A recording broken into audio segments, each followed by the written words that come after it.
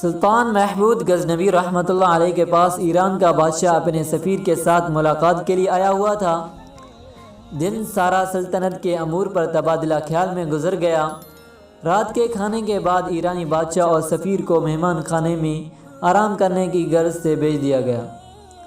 سلطان محمود غزنوی رحمۃ اللہ علیہ خود بھی مہمان خانے میں ہی ایک الگ خیمہ نما کمرے میں ٹھہرے تاکہ مہمانداری میں کوئی کمی نہ رہ جائے۔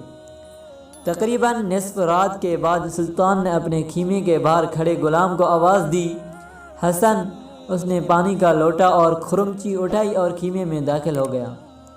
ایرانی بادشاہ بڑی حیرت سے اپنے خیمے کے پردے سے یہ منظر دیکھ رہا تھا اور ساتھ ہی ساتھ سلطان محمود غزنوی رحمۃ اللہ علیہ کے غلام حسن کا باہر آنے کا منتظر بھی تھا۔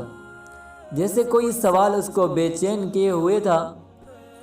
جیسے ہی حسن سلطان کے خیمے سے باہر نکلا، ایرانی بادشاہ نے اسے بلایا اور پوچھا، جب سلطان نے تمہیں آواز دی حسن تو تمہارا حق تھا پہلے پوچھتے، جی کیا حکم ہے آقا؟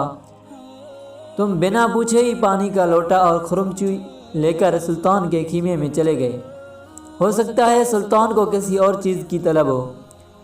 حسن مسکرایا اور ایرانی بادشاہ کو جواب دیتے ہوئے بولا، حضور میرا مکمل نام محمد حسن ہے اور میرا سلطان ہمیشہ باوضو رہتا ہے۔ جب اس کا وضو نہ ہو تب ہی مجھے حسن کہہ کر پکارتا ہے، اور میں سمجھ جاتا ہوں اب سلطان کو وضو کی حاجت ہے، جو انہوں نے اسم محمد صلی اللہ علیہ وسلم اپنی زبان سے ادا نہیں کیا۔ آج تک میرے سلطان نے بغیر وضو کے مجھے محمد حسن کہہ کر نہیں پکارا۔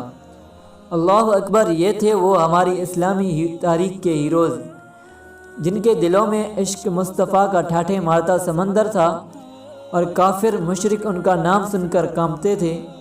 جب تک مسلمان بادشاہوں کے ہاتھوں میں قرآن و حدیث اور صوفیہ کا دامن تھا تب ان کا غلبہ بھی تھا۔ جب ہاتھوں میں شراب کے جام اور باہوں میں عورتوں کے بدن آنے لگے تو ذلت و رسوائی ہمارا مقدر ٹھہری۔